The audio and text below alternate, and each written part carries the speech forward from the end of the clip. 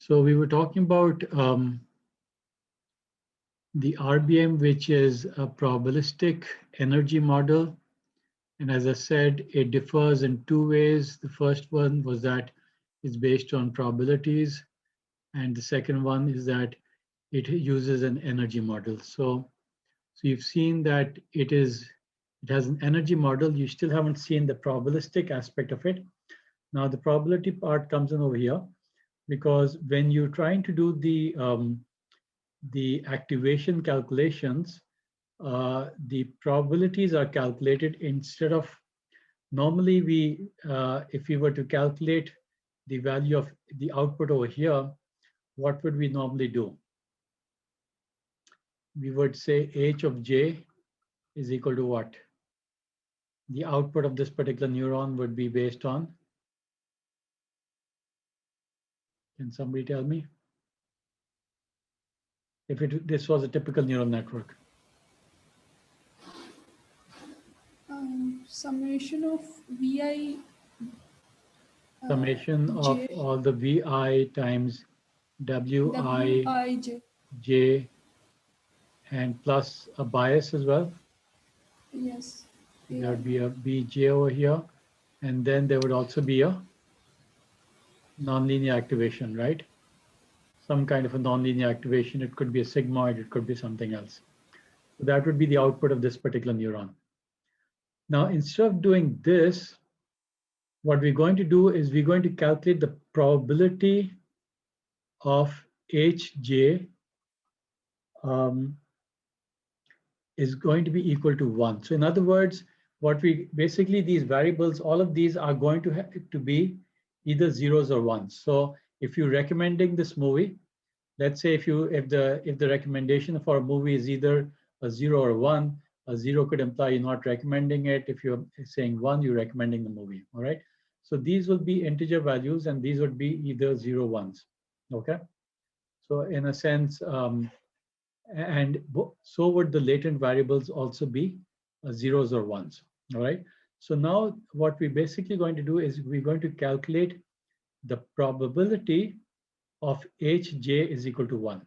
Okay. So now this is a completely different way. Instead of using this calculation, we're going to say the probability of hj is equal to 1, given what? Given the entire vector v. Okay. So given this entire vector v, we're going to calculate the probability that this particular variable output will be equal to 1. And what would that be? There should be written as a conditional probability. So I hope all of you have studied a little bit about probabilities, and you know what a conditional probability is. This line over here means it's conditioned. Given this set of values, what is the probability of this? So P over here means probability. Okay. Probability of finding hj equal to 1 given this. Okay, so I hope that's clear. So this is basically now equal to something very similar to what we saw earlier. Now the only difference is that now we're talking about probabilities. So this would again be a sigma times summation of vi wij plus bj. Okay, and this normally is a sigmoid function, a typical sigmoid function. So this is why this is called a probabilistic model, because instead of calculating the values explicitly, we're simply calculating the probability of this having a certain value. Okay. Yeah, so I'm just checking whether my values are right. So can somebody tell me what would be the output? Now this was in the forward direction. Okay. Now, once we're done with the forward direction, we're going to, instead of going further forward, we're going to go in the backward direction, and we're going to use the same weights. Okay. So can somebody tell me what the next equation should be? Now we're going in the backwards direction.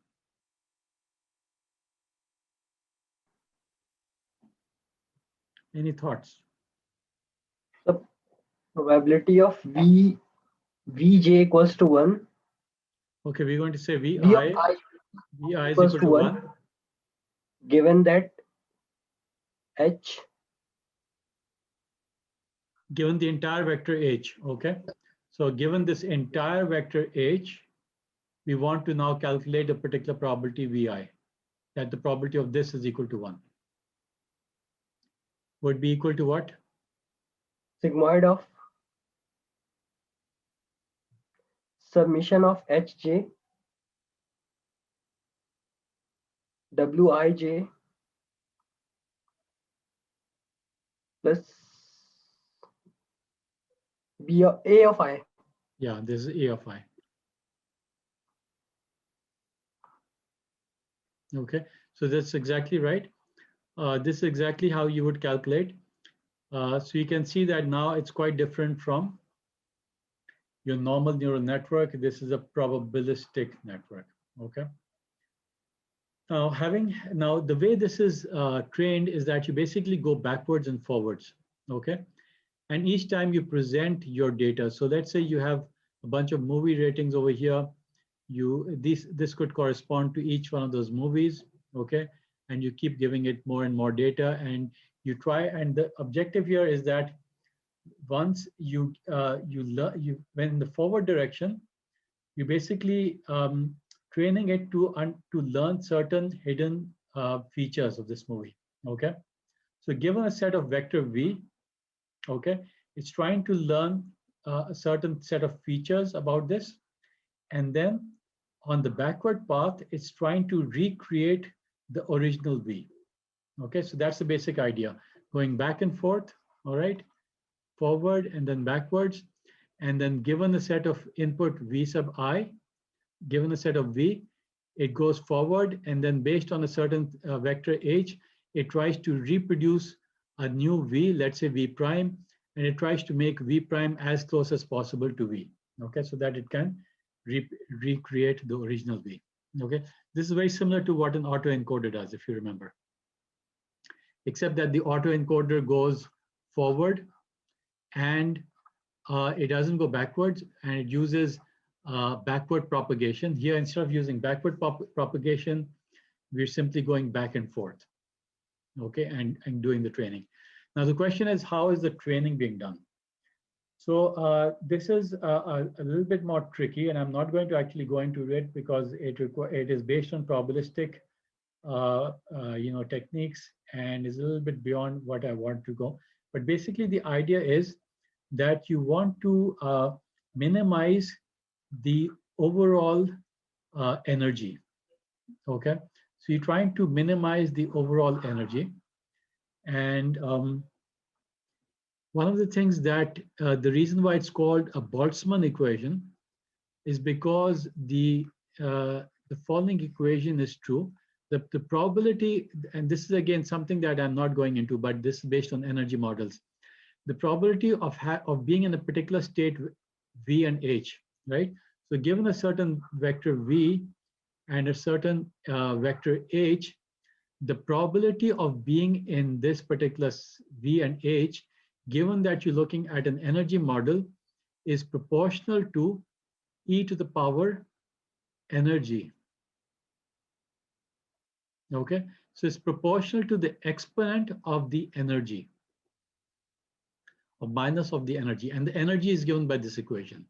Okay, and this is some of you who might have studied chemistry might be familiar with a Boltzmann equation, which is used to predict the temperature and so on. It has temperature parameters over here as well.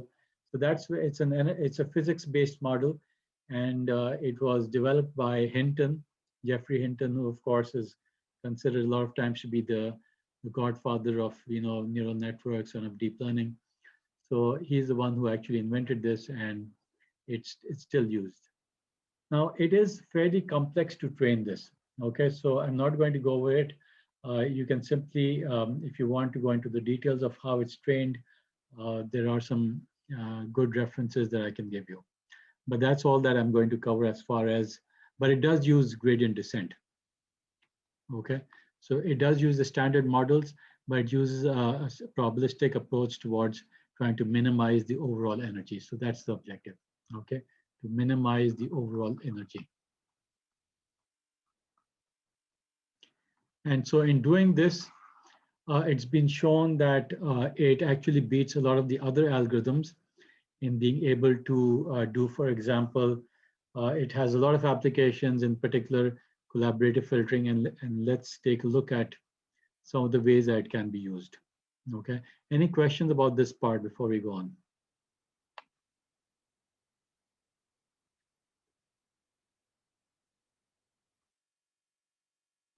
If not, let's continue. Okay, these are the equations that I just wrote down. And as I mentioned, that the way the training is done is that you go backwards and forwards.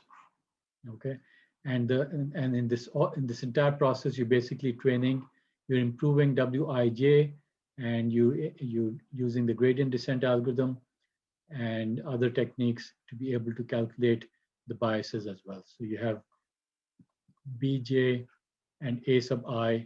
So you've got A sub I, Wij, and B sub j, and you're trying to find the optimal values of these so that whenever you have a set of input values, you learn a certain set of latent features, okay?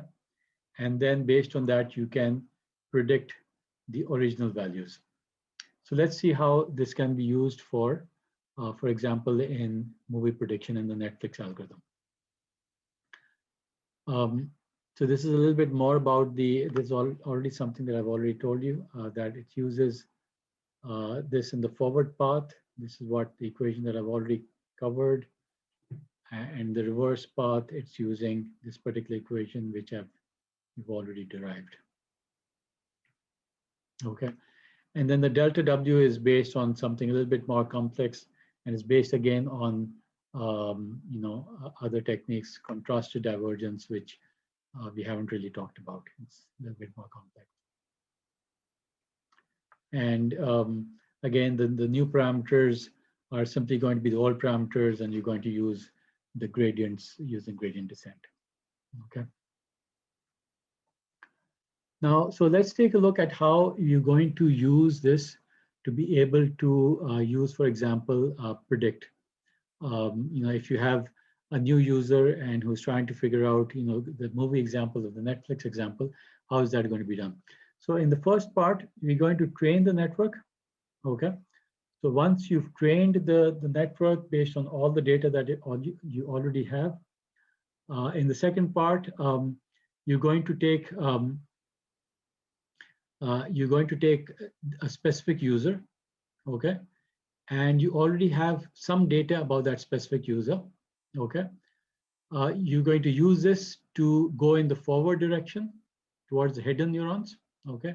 So you've got a particular, you've done the training already, you've already got your weights, the activations already trained, then you've got a new user coming in, and based on that new user's rating of different movies, let's say he's rated a particular movie 0, and then another movie 1 and 0, and so on.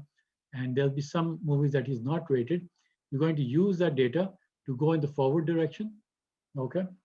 And then you will go again in the backward directions, okay? You're going to use the hidden neuron values to get the activations of the input neurons. So the input is over here. This is the hidden there.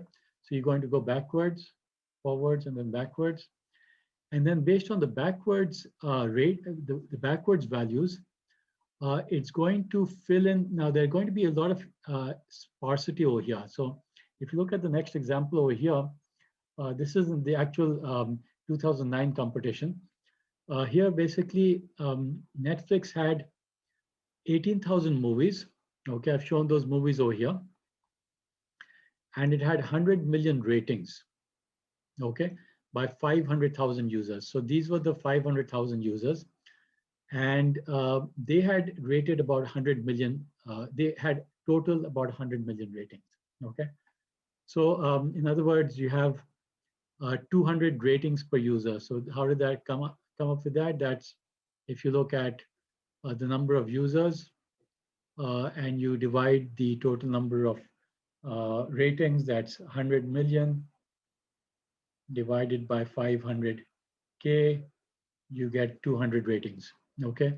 And if you look at the number of ratings per movie, because you have 18,000 movies and 100 million ratings, you get 100 million divided by about 5K ratings, okay? And you get about 5,000 ratings per movie, okay? Now, can somebody tell me, there'll be a lot of sparsity. In other words, each user, there are 18,000 movies, but on average, a single user has only rated 200 movies, okay? So you can imagine there's a lot of blanks over here. These are all the movies that a person has not rated. So what is the sparsity of this particular matrix? Can somebody quickly calculate that? Or tell me the equation for calculating the sparsity. What percentage of this matrix will actually be filled and what percentage of this matrix will actually be empty?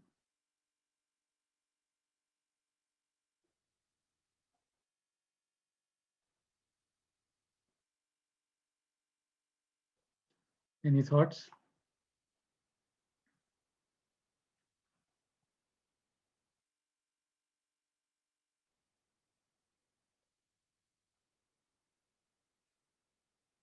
Any thoughts on what would be the sparsity? So you've basically got a total of,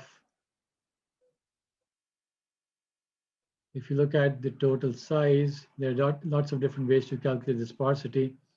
If you look at a particular user, it's 500 into 500 into 18,000.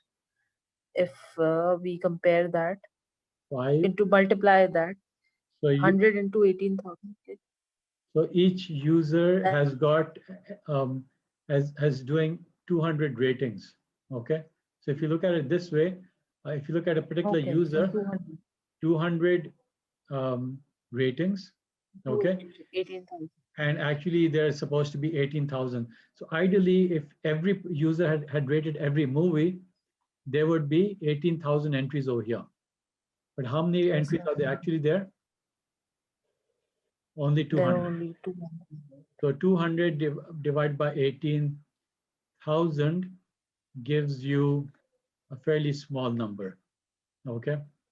So 1 upon 90 or approximately 1%. So this is a common problem with recommendation engines. So if you look at, if you're going on Daraz and you look at how many people have recommended what, or if you go into Amazon, how many people have actually recommended the books, the number of books will be very large. The number that, if you take a particular user, the number of ratings that a particular user has given to a book will be far fewer than the total number of books, right? So basically, this is a big problem of sparsity. But what you're really trying to do is use the RBM to be able to figure out how we can actually do, as we discussed before, if we're trying to find out that this particular user is of a particular type of individual, as somebody said, personas. So we're trying to figure out what this particular person is and whether somebody else who's done some of the ratings over here, okay, can we use that data to be able to predict what, and if this person has done a 5 over here, can we predict this, okay? But it can't be done based on any individual user. It has to be done in a much more sophisticated way, okay? So this is what it comes out to be, and this is quite a successful technique. Another important thing, just for the case where the ratings are multiple, the question is, how is this actually fed in? Okay, so what you would actually want to do is you would convert the data into only a single one. Okay, so if you had a rating of, let's say, 5, so what you would do is you would say, if the rating is a 1 over here, let's say the person is given, let's say 1, 2, 3, 4, and 5. So what you would do is only one of these would be a 1. So if the person is given it a rating of, let's say 2, this would be a 1 and this would be a 0. Okay. And the next person, the next movie that is being rated. So this is the rating for a particular movie by a particular user. Okay, this is rating for another movie. So that's how you do it.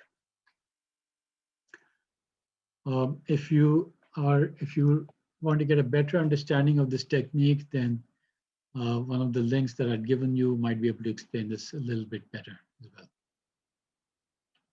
Okay, so this was just an example of how people are rating movies. So this particular user is rating 2, 4, and 5 to these movies, and you can see that you have a lot of empty spaces. Okay. Okay, so that was it as far as RBMs are concerned.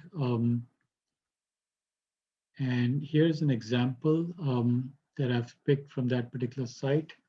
I think I've given the link over here somewhere. Yeah, well, this is a link to Hinton's explanation, which is a little bit detailed.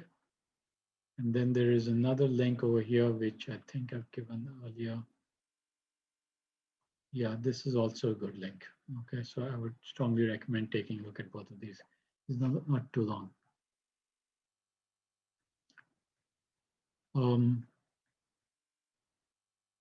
So here's a simple example.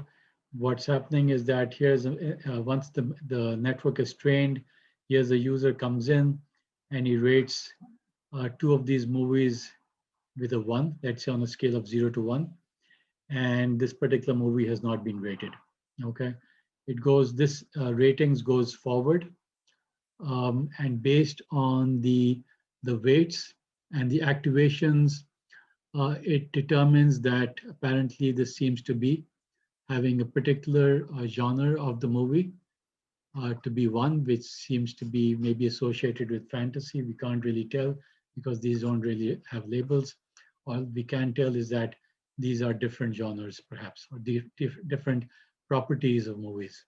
Okay, and this particular activation function is coming out with having a probability of 0.838 of having this value, probability that this H sub j is equal to 1 given this data, given V is equal to 0.838. Okay, so you see how the probability is being used. Now, based on this, you go forward again, backward again. And based on that, it generates data for the probability values of P of V sub I is equal to 1 given H. Okay, so given that you have H now, it is predicting each one of these.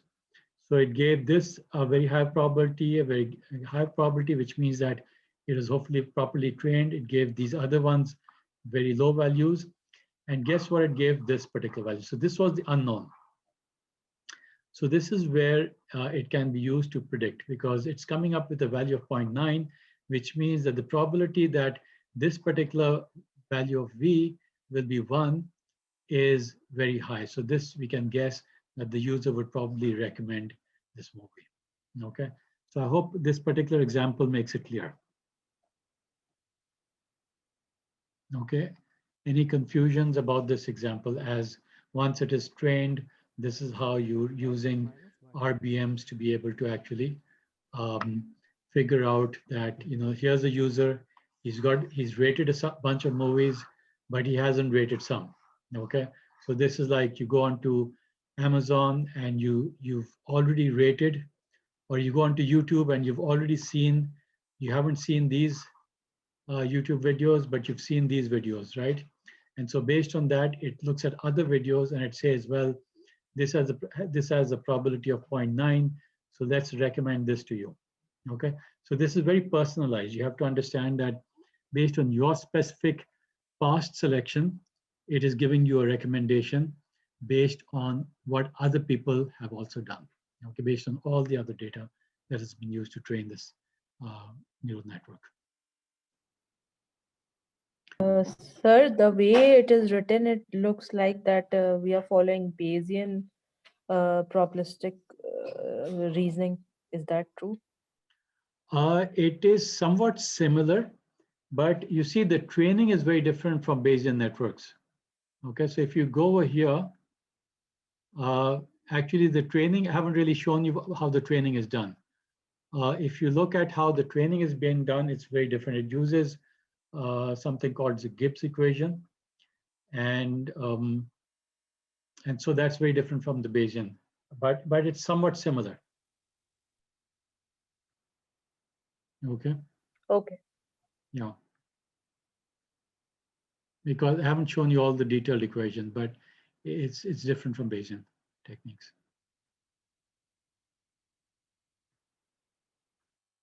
Okay, but the other thing that for those of you who know a little bit of probability theory as well, is that it uses a Markovian property. Okay, and that Markovian property we'll see that later as we go into deep reinforcement learning. So let me just talk a little bit about it. These equations over here, these are sort of utilizing a Markovian property. Markov or Markovian, which basically says that given V,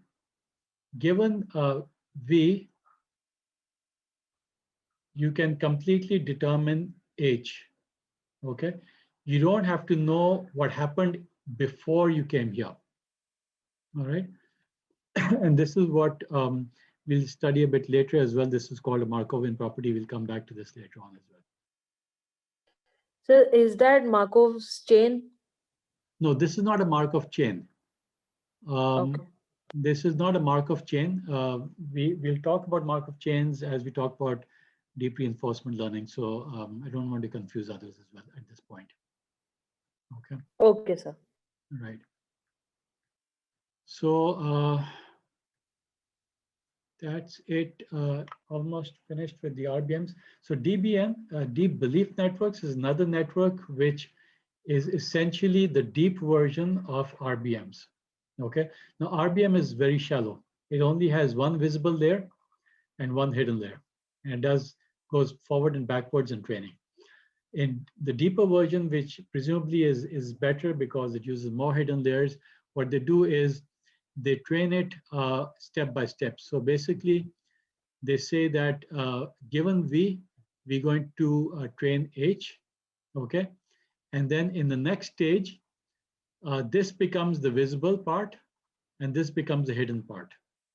All right, so you train, go back and forth over here, and you go back and forth here, and similarly you go back and forth here.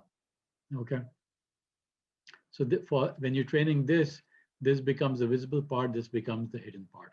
Okay, and because of this technique, it does not have the gradient problem, the vanishing gradient problem that we saw earlier in the backpropagation algorithm.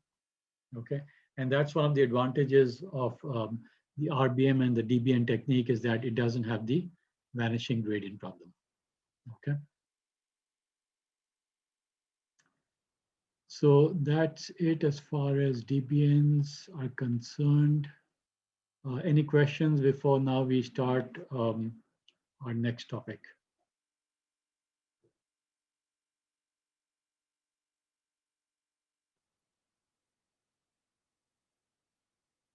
Okay, if not, this was just going back towards all the slides. Now let's go on to the next major topic. And this has nothing again with autoencoders. By the way, RBMs and DBNs are supposed to be a type of autoencoders. Okay, they're quite different, so they're studied in a different way, but they're very similar in the sense that you have input variables, and you're using those to learn representation of the input, and these hidden layers, hidden neurons are generally far fewer, and so this can be thought of as, you know, the autoencoder. So the autoencoder is going like this and forward, and the only difference is that the deep belief networks are only going forward up till here and then backwards. Okay, and they're using a different technique for probabilistic technique. Okay, so let's talk about generative adversarial networks. Okay, So I'm sure that many of you have already heard this, seen some of the results of GANs, the results of deepfakes. Let's just take a look at some of these videos so that we can enjoy some of these videos.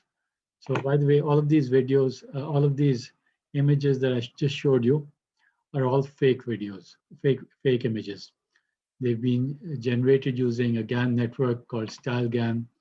This is the site. I haven't done this myself, but if you have interest, you can actually generate some of these as well. These aren't real individuals. Okay. So let's take a look at some of the videos that are quite popular on the internet.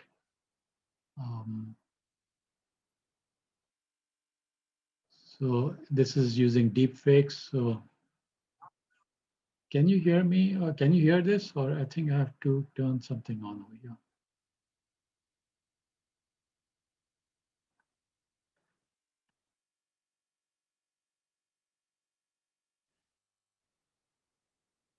Share computer sound. There we go. An era in which our enemies can make it look like anyone is saying anything at any point in time. Jordan Peele created this. So you can see that in this particular case, this gentleman here, Jordan, whatever Peele, is actually speaking, and they have used deepfakes to actually make it seem as if Obama was saying this. Fake video of President Obama to demonstrate how easy it is to put words in someone else's mouth. Moving forward, we need to be more vigilant with what we trust from the internet. Not everyone bought it, but the technology behind such frauds is rapidly improving, even as worries increase about their potential for harm. This is your Bloomberg Quick Take on deepfakes.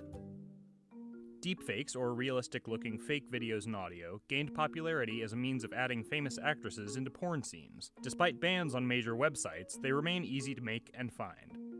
They're named for the deep learning artificial intelligence algorithms that make them possible.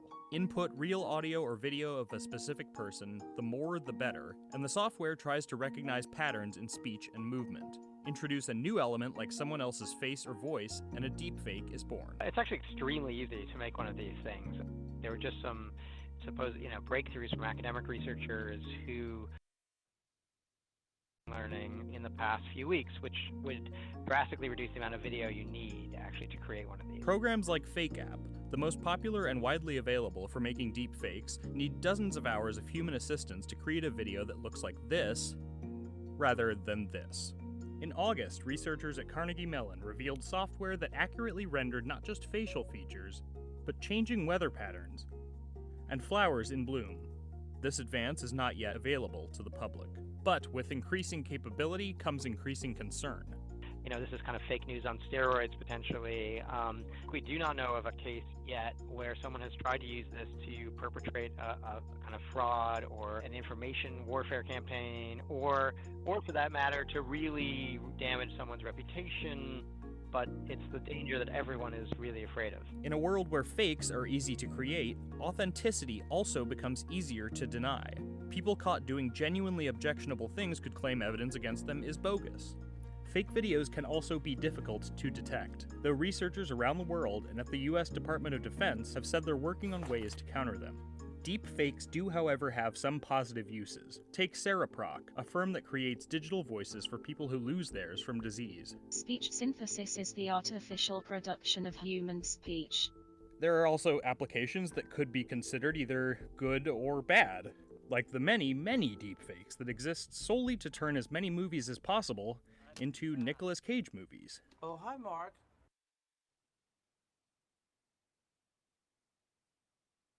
Okay, and just for fun, let's take a look at another one. I'm going to try this out on the godfather of fake news himself, Donald Trump. I asked Anthony Atamanek to provide his voice and used facial remapping to make the presidential statement we've all been waiting for. I believe in climate change. It's a tremendously big league problem. Do you just? And I think the Me Too movement is totally fabulous. And I love Time's Up, and I believe all women. Okay, that's enough. So, what's the technology behind all of this? This is just some examples of how GANs have unfortunately either been used or misused, but let's try to understand them, and hopefully there is a fair amount of potential positive aspects of this technology as well. Okay, so the question is that if you had to, based on your current knowledge of neural networks, if you were required to come up with a technique to be able to do something that we just saw, to be able to create fake images, for example, okay, how do you think you could actually do that? Let's have a little bit of a discussion on that. What are some of the techniques that we've used which might actually could assist us in being able to generate, let's say, fake images, images of humans which look very similar to real people? Have you studied anything that can help us, that could help us? Autoencoders. Okay, so how would you use an autoencoder? Yeah, because we try to use that for denoising the picture, right? So we can give it, I don't know, maybe we can give it a picture of another person, and then we can create, can generate the loss, calculate the loss. So if you're thinking about it, let's say that we have an autoencoder. I'm sorry, did you say autoencoder? Yes. Yeah. So let's say we have an autoencoder which is taking and let's say we have a variational autoencoder. All right. Would you prefer to use an autoencoder or a variational autoencoder, and which and why?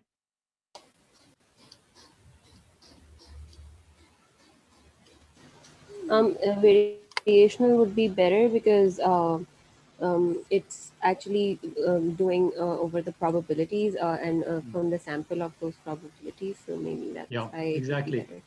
So in a variational autoencoder, you basically have two properties. You're learning the means and you're learning the standard deviations, and then you're doing a sampling, right? So essentially, if we can learn the mean and variances of a large number of attributes of a human, let's say a human face, okay? So we've learned the mean, variance of eyes, ears, and so on. And we want to generate, we do a sampling over here. And after the sampling, we actually generate a new image. It may actually look very similar to a real image, right? Does that seem a doable technique?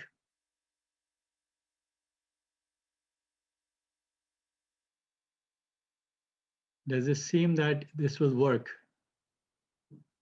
So essentially what we've done is we've trained this autoencoder, this variational autoencoder, using a large number of real images, okay? So after training a large number of real images, this autoencoder has essentially learned some of the key features of faces, okay? And now, based on the sampling that we're doing, we are actually generating an image based on various samplings. So do you think, would it be identical to one of the existing images, or would it be a variation of any existing image?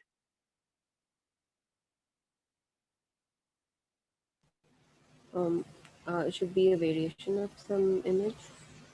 Yeah, because it won't be identical to any one of those, because it might take, from the eyes, it might take a particular sample.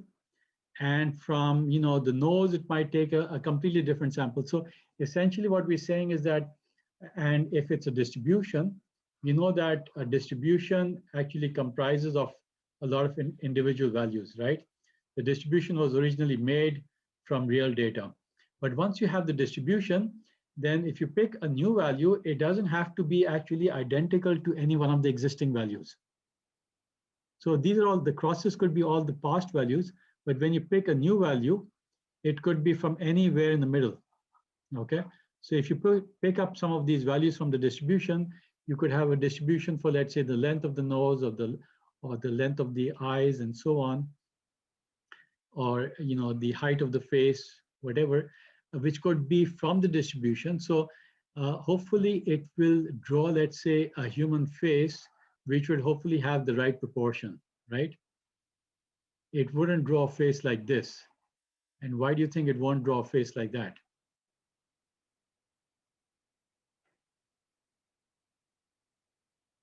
So why would this Because not there come up? might not be any sample of faces like that.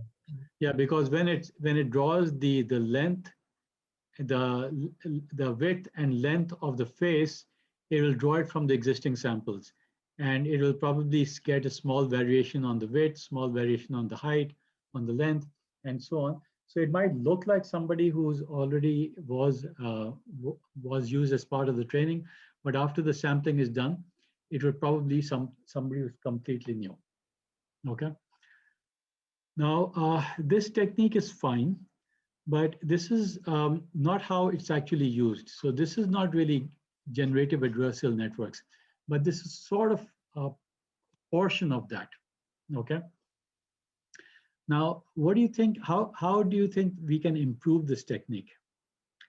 How would one improve this technique so that we can, as we go through this training, we get better and better at depicting real images?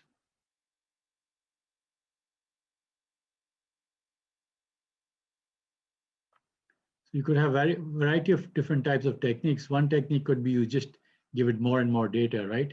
So more and more data. So you keep on training it. By the way, is all of this, does this require labels? Is this supervised or unsupervised? What have we been talking about lately? Unsupervised learning. Autoencoders are also unsupervised. So far, if you wanted to train this, how would one train this? And would it be supervised training or unsupervised training? Sir, it is supervised. Okay. And why do you think it would be supervised training?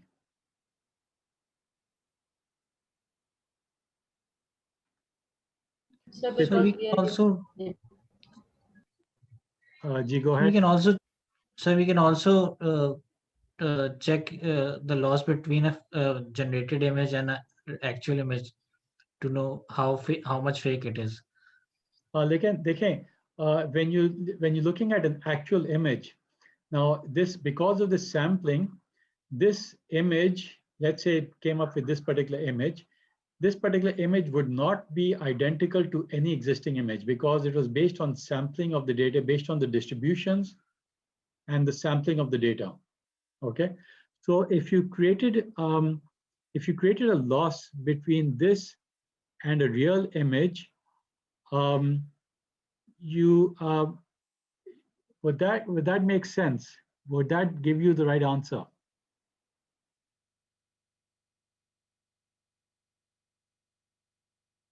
Do you think that would solve the problem? No, because it's a new face and we're doing it over a variation of the sample. Right. So essentially what we're saying is, let's say this person had long hair and we then compared it to somebody who had short hair. Okay. Now this is not really a loss, is it? What are we trying to do here? What is the objective that we're trying to achieve here? Trying to create a face of a person. And okay, so we're trying to create an image of a face of a person which looks realistic. Okay, so that's the objective. It needs to look realistic so that somebody who looks at it can think that this is a real human being, right? Now, if you look at this particular image, you obviously say that this is not real, right? It looks warped. Could be Martian, but it's not a human being. Okay. So the criteria, if you compare it with an existing image, would that be the right criteria? Is that the right way to calculate the loss?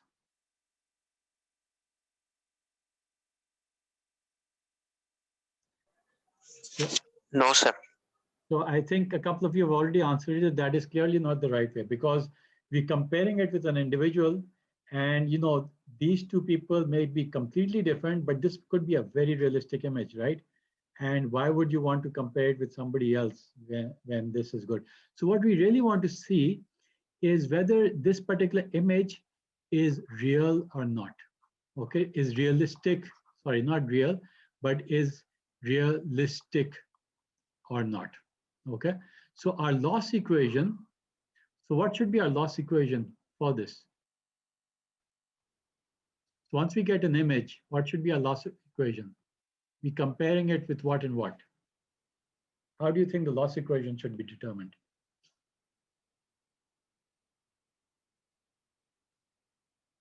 Sir हमें शायद अपने distribution से compare करना हो कि हमारे जो values आ रही हैं वो डिस्ट्रीब्यूशन के अंदर हैं.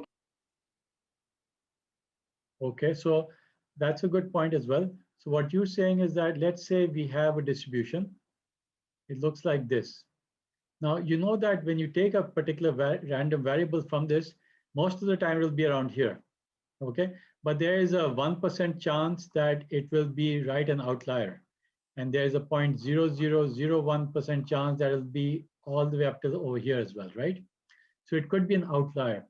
An outlier basically means that instead of having a normal nose like this, it may have a really long nose. Okay.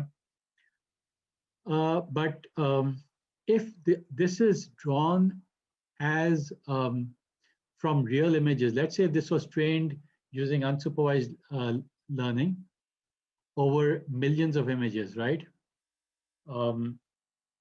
And because this does not require any supervision, so it's very easy to train a variational autoencoder. All you need to give is millions and millions and millions of images, and it'll just keep getting better. But it will come up with a distribution, and if it comes up with a distribution which says that 1% of the people have noses like this, so if you come up with a nose which is really long, is there a problem with that? Could that still be realistic?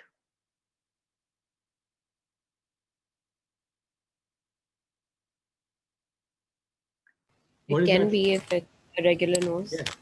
Yes, all it's saying is that 1% of the human population has a nose which is that long, right? And that could be a completely realistic person, right? You may have somebody in your family who's got a really long nose, right? So, but that doesn't mean that is not realistic. That is a fake image, okay? So again, your point, I don't know who made that comment, but your point that we could compare it with the distribution and see if it's right in the middle or not, that will not make sense either. Because it's already drawing it from a distribution, which is in a sense a legitimate distribution. So comparing it with the distribution is also not making sense. So let's keep thinking, how else would we calculate the loss now?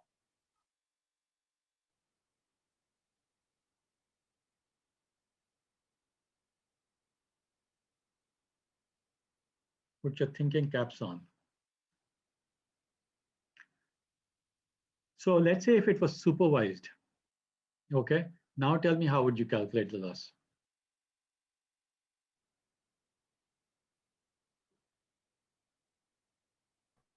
Sir, on the basis of the features? Right. So when you look, so it's going to the variational autoencoder, let's say, is going to give you an image, right? Now, let's say if you wanted to determine whether using supervised learning, whether it's realistic or not, what would you do? We can use a classification model to classify whether it's a correct face or not by providing it two samples. So let's say you come up with an image. It looks like this. What would the supervised learning say? Is it a face? Is it realistic, or yes or no, right? So it will probably give a no over here. This is 0, let's say. And when it gets a realistic image, it will say a 1. This is a realistic image. Yes. And if this is supervised, then all you need to do is you have a human being who looks at the generated images and says, this looks fake, this looks realistic. And of course, it will depend on the person who's looking at it. In some cases, when it's very realistic, two different people might have different options, right? And one person might say, well, this looks realistic. Another person who's maybe has a keener view at humans might say, no, this is not realistic. This looks fake. But the bottom line is that you need some kind of a mechanism to be able to determine whether it's realistic or fake.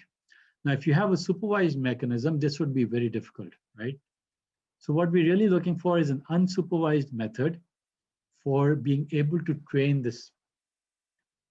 Now, so far, none of you have been able to come up with, but fortunately, there was this gentleman called Mr. Goodfellow. Have any of you heard of him? Looks like none of you have been reading the book that I've assigned. Okay. So the primary textbook for this course was authored by this gentleman, Ian Goodfellow. He's a young man, and he actually invented this technique. This was part of his PhD thesis, I think at Stanford or somewhere. And he came up with a technique called generative adversarial networks. And the key thing in this is the concept of adversarial network. Okay, so let's look at how this operates. So an adversarial network basically says is that I'm going to have two components in the network. Okay. This is going to have two models. This is sort of similar to what we've just been talking about. Okay, you take a random vector. Okay, you give it to a neural network. And maybe if it's already somehow trained, it will generate an image. Okay, this we've already seen. Now, the real question was whether is this real or fake? Okay. So now what his concept, the Goodfellow's basic idea was very simple. You have another neural network, and this neural network is actually going to be what is called a discriminator. Okay. And this is going to be trained to differentiate between real and fake images. So these will be the fake images. These will be trained on the real images, and it will give a value of 0 or 1. So how would you train this? So let's talk about discriminator. And let's say the discriminator, when it gets a real image, let's say the real images are X, it's supposed to give a certain output. And this is, let's say, Z, which is the random number. This is G of Z, which is the generated image. When D gets G of Z, what should the label be? How should we train this discriminator? What should the correct label be over here? Fake. So in the first case, this is case 1. Is this a fake image or a real image? Real image. So what should the label be? So let's say 1 means real and 0 means fake. So we're going to label this as 1. 1, and we're going to label this as 0. 0. So basically our y hat, which we've been calling the supervised learning, if it was supervised learning, we would say, okay, let's train this so that every time it gets a generated image, is going to be, suppose that it gave a probability that this was 0.9, right? So the loss would be calculated as 1 minus 0.9. And maybe we do something like a mean squared error, okay? And if this was supposed to be a 0, but it gave you a value of 0.6, what would the loss be? 0.6 minus 0, and you do the mean squared error. Okay, so do you see how the discriminator would be trained? And would this require supervised or unsupervised training?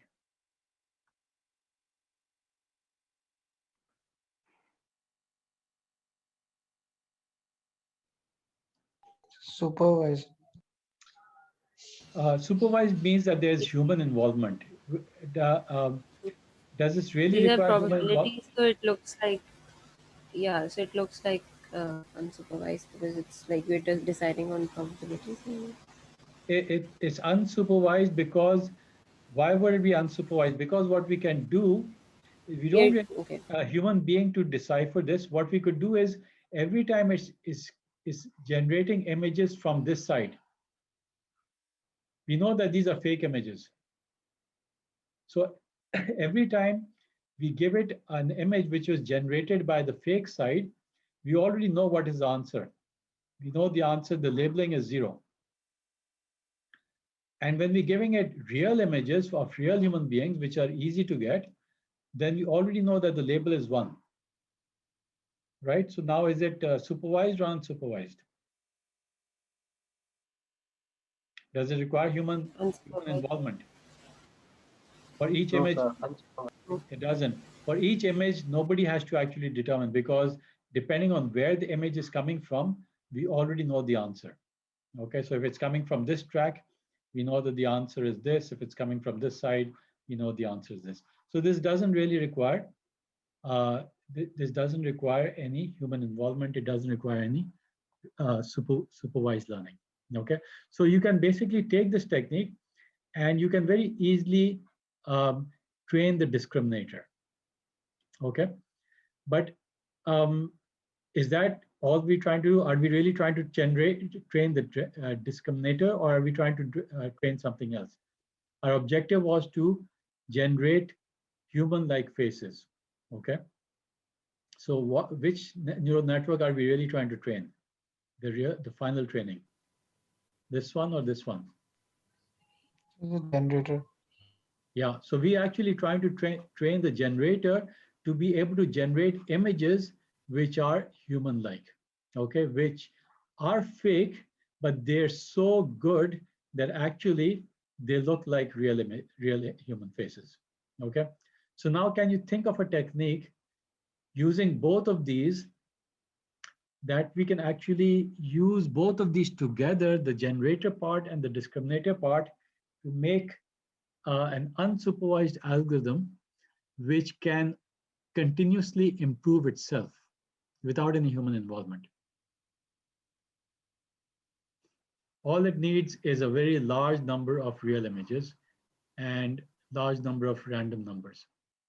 How would you do that?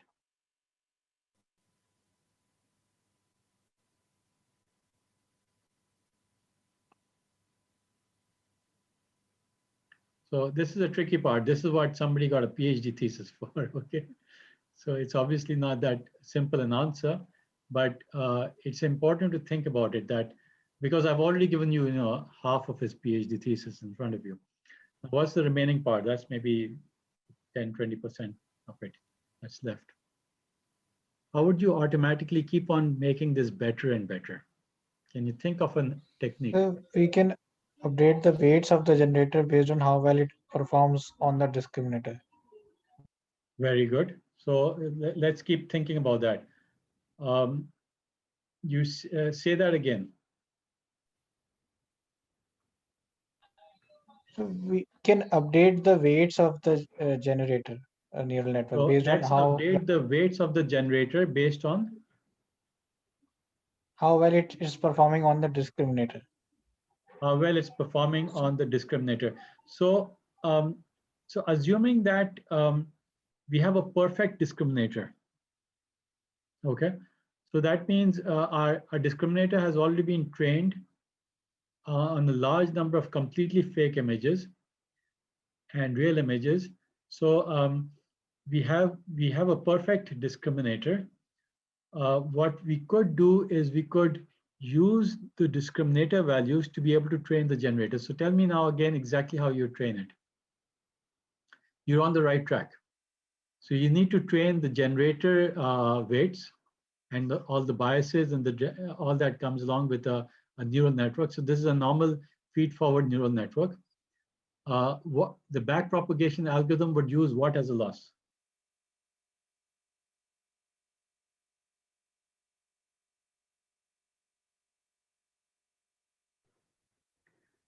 Sir, can you hear me? No, now I can. Yes. Actually, I was trying to answer you, but I think my microphone was not working. Okay. Actually, first we will train our discriminator. Okay. And when we have reached some accuracy at the discriminator, we will stop its training. Okay. Okay. Discriminator was able to bifurcate between the real images and the fake images, but its training is done now. Now we Right. will switch to the training of generator. Okay. And we will keep training the generator when it's able to produce some images that the discriminator won't be able to discriminate anymore. Then we will say that the generator is now good enough Okay. accuracy. What will we use as, we'll use the backpropagation algorithm, right? So in the backpropagation algorithm, what will be the loss? How will we calculate the loss? The generator will produce an image. If the discriminator actually tell us that it is a fake image or a real image, we will use these values for the backpropagation. Okay, very good. So basically, we will use this equation. We will say we will take the generator output, we'll pass it to the discriminator, and the discriminator will give a certain value, right? Now, the loss will be basically because it's coming from the fake side, the label is 0.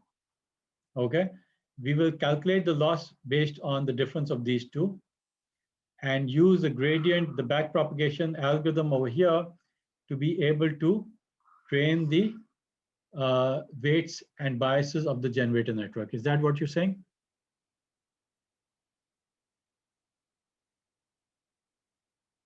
Is that right? Yes, sir. This is what I'm saying. That's right. And once in a while, what we could do is we could give it a real image over here. Okay. But that is only for training the discriminator. So the real images, will we reuse the real images when we're training the generator? I think we shouldn't be using them because the training of discriminator is over by now. Yes, exactly. So we're not going to use the real images for training the generator. We're only going to use the real images when we're training the discriminator. Are we going to use this the fake images when training the discriminator? Obviously, yes.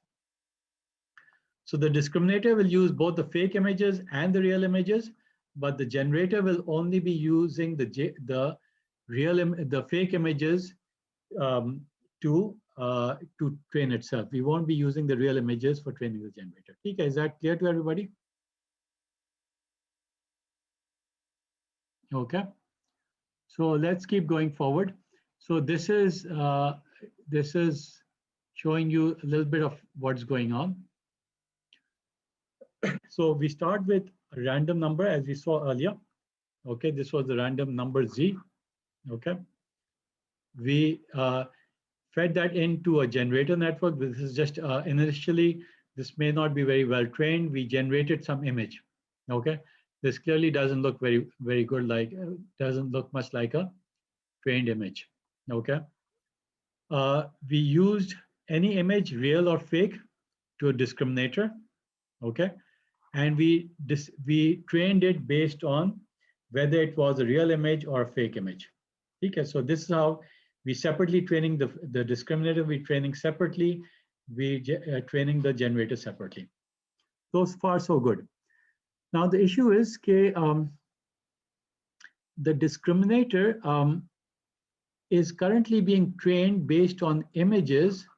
So if I look at all of this, it's being trained on images which are very poor. Okay, so all of these images which are initially being used are really bad. All right, let me just clear all of this up. So do you think the discriminator will be doing a good job? Because suppose that initially it's getting images which are looking like complete garbage, you know? So obviously it's going to, if it looks at an image which has nothing in it, and it looks at an image which is a proper human face, it's going to be very easy to train this. So do you think this is going to be a very good discriminator? Because it's being trained on images which are absolutely garbage, and on images which are really good looking images. So it would be a very simple task for this discriminator to do its job. But you think that if you gave it a very good looking image, but it was slightly messed up, it had eyes, ears, nose, all of that, but it didn't really look like a real image. Do you think when you gave it this image versus you gave it a completely fake image, do you think the discriminator would fail when you gave it this image?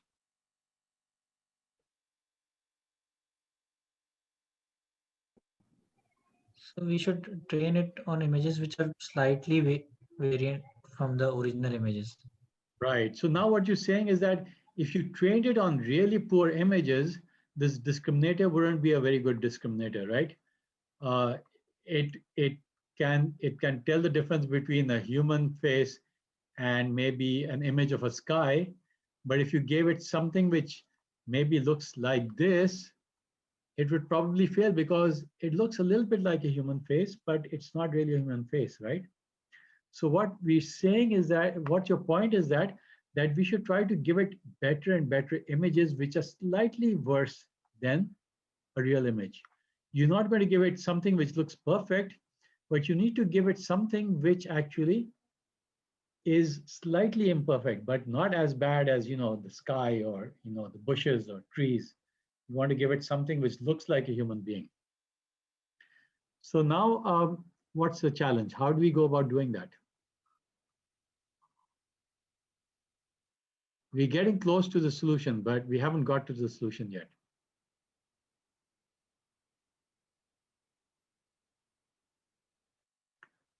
Can we have an iterative method, an unsupervised method by which we can train the discriminator to get better and better images, to get better at images? Anybody has any wild ideas? Like it going back and forth. Okay. After training, the discriminator goes back to the generator and then the process repeats itself. Yes. Okay. So that's a fantastic idea. Now, basically, this is the real idea. So the idea is that we train both of these at the same time, because initially we're going to have a neural network which is going to be random. Okay. This is going to be random. This is going to be random. Okay. Maybe we start off by training this a little bit on completely fake images. Okay. And initially what's going to happen is that it's going to generate images which are completely garbage, and it's going to have images which are really good. Okay. And we're going to train it, and this is going to be zeros, this is going to be one. So this is, you can see that the discriminator is going to very quickly start improving, right? But its improvement is not going to be very good. So what we can do, as you're saying, is that why don't we keep on training it with as this is being trained, why don't we simultaneously keep on training the generator? Okay. So what's going to happen is that the generator is slowly going to improve because of the fact that it knows that the discriminator is actually being able to see that this is not a real image, this is a real image. So the generator is going to say that this is not the right direction, I've got to start improving, right?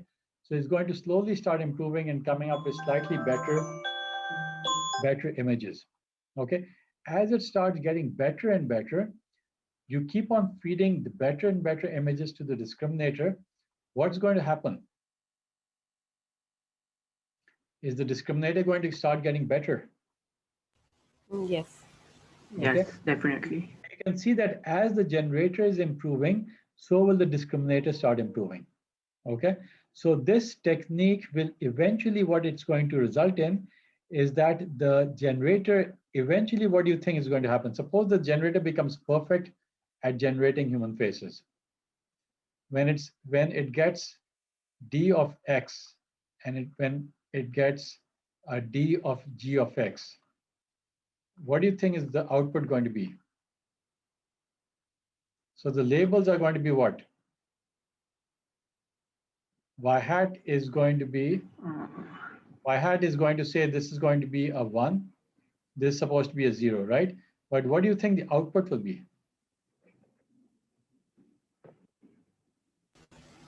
in case. 1 for both if it's really good. And I mean, and what about for this? This is the generated face, right? Yeah, so this is the So, discriminator. Discriminator is yeah. trying to figure out whether this is a real image or a fake image. So for the real image, you're saying that it should hopefully be very close to 1. For this, what should it be?